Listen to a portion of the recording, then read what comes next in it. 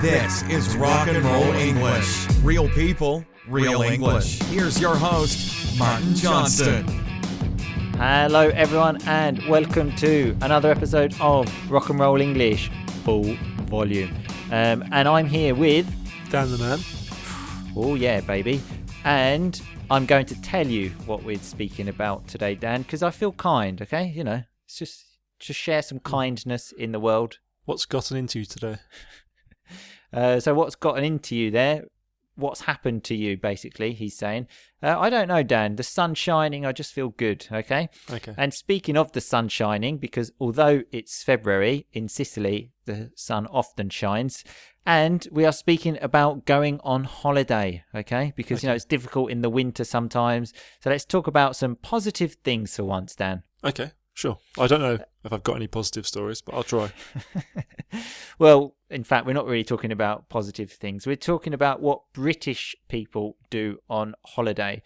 Because generally, the Brits, as we call them, I mean, we are Brits as well, aren't the best behaved on holiday, are they, Dan? The worst. Well, generally. So the first one is to get a drink at the airport. So do you do that, Dan? I used to when I was younger, but now I don't like drinking as much. So it depends what time it is. If it's in the evening, yes. And when I say drink, obviously, I mean alcoholic drink. Yeah. What about you?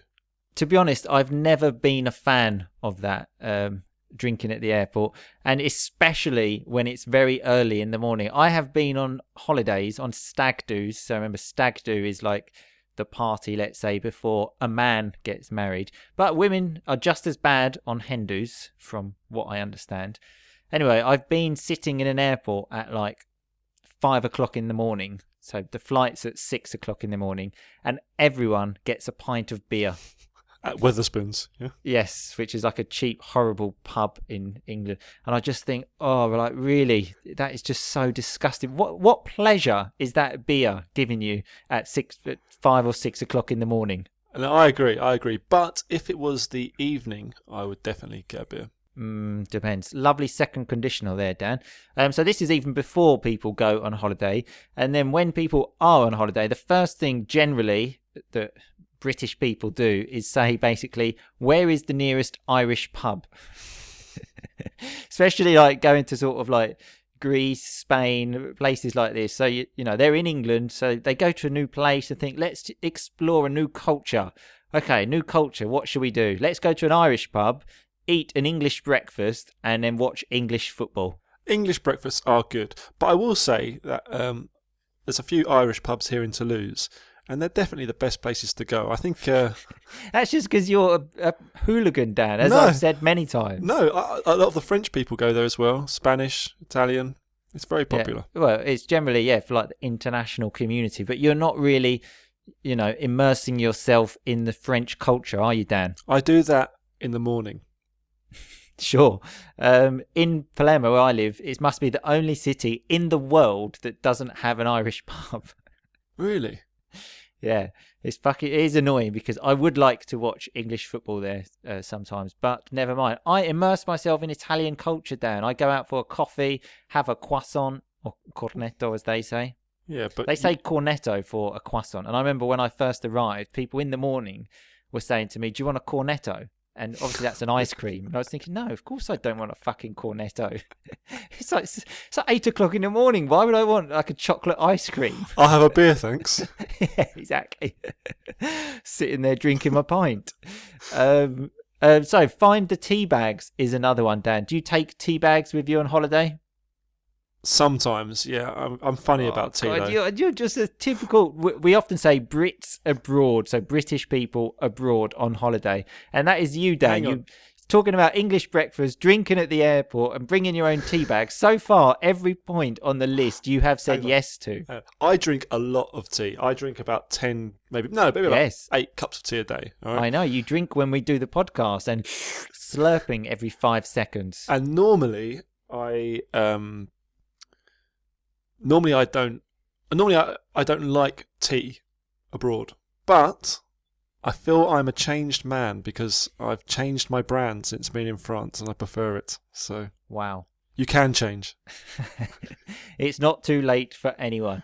So another thing is turn into a sun worshipper, it says here. So someone that worships something, idolizes something. Normally it's used in church, really, isn't it? Like you worship God. But some people, especially British people, worship the sun. I can't do that because Well, that's it. whenever I go to a beach and try to get a little bit of sun, I've had it before where people stop and stare at me because I'm so white. Remember last year in April, the beginning of April, Dan and I were in London, had a drink on a rooftop. It was about 15 degrees, and then Dan had sunstroke for about 3 days. So sunstroke is when you feel sick because of the sun. And speaking of the sun, there is obviously a very famous newspaper in England called The Sun, which is generally, well, not generally, it is a shit newspaper. But you see people reading it on the beach. And what's even more ridiculous is they buy the photocopied version, and it costs about €10, but people still do it. Yeah. I don't do that. So. Oh, but at least we've got one on the list you don't do, Dan. Yeah. What about you? Do you do any of these? I wherever I go, Dan, I immerse myself in that culture. Okay, that's me. Yeah, and that's why you're desperate for an Irish pub to be opened in Palermo, yeah? Sometimes it wouldn't be a bad thing, okay, Dan, to just have a pint of beer and watch English football, okay? There is a bit of a hooligan inside every British person, okay? True. Anyway, next time we go on holiday, Dan, okay, don't forget the tea bags. It's always a stressful experience going on holiday with you, so let's not talk about it just yet. Okay, perfect. I'll see you later. Speak to you later.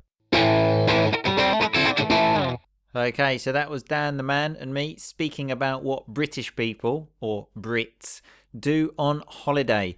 Anyway, remember, the transcript to this episode is in the members area. If you want to be a part of the members area, go to rockandrollenglish.com/full volume, and Dan the Man will send you an email to invite you into the secret group, and he will give you the transcripts. Anyway, let's look at some of that rock and roll vocabulary. At the beginning, Dan said to me, "What's gotten into you?" We use this when someone's acting strange and you say, what's happened to you? What's going on? One other thing to notice there, Dan said the American version. What's gotten into you? Normally, us Brits, British people, say, "What's got into you?" So I should probably say that to Dan, actually. What's got into you, Dan? You're speaking like an American. Oh my God. We also had the term Brits, which I've already explained, which means British people. Brits abroad, as we said. Had stag do and hen do again. We had that even yesterday. Remember, they're the sort of parties before the man gets married or the woman. Stag do for the man, hen do for the woman. As I said in the podcast last week, to remember vocabulary, you need to see or hear it 7 different times in different contexts. That's already 2 for these words, because the more exposure you have, the more chance there is that you will hear the words again, and then you will remember them. Thank God. We had the word slurp when I said that Dan slurps on his tea when we record the podcast, like, which is very, very annoying, believe me. We had the term worship, which is like when someone adores something. As we said, generally used for church, like people worship God. But British people worship the sun, probably because there is no sun in England, unfortunately. Although sometimes there is, some days there is. And speaking of sun, we had the term sunstroke, which is what happened to Dan when he spent about 15 minutes in the sun when it was about 15 degrees. So sunstroke is when you feel sick, basically, for a long time. If I remember correctly, he had 3 days off work sick for that. So that's what sunstroke can do for you. Anyway, that's the first week of full volume finished now. It's over, the first week. One more free week to go. And then after that, obviously, it won't be free. But if you want to continue with the everyday exposure to improve your English, go to rockandrollenglish.com/full volume. Keep on rocking, people. Thanks so much for listening to Rock and Roll English. For more great content and to stay up to date, visit rockandrollenglish.com and facebook.com/rockandrollenglish. We'll catch you next time.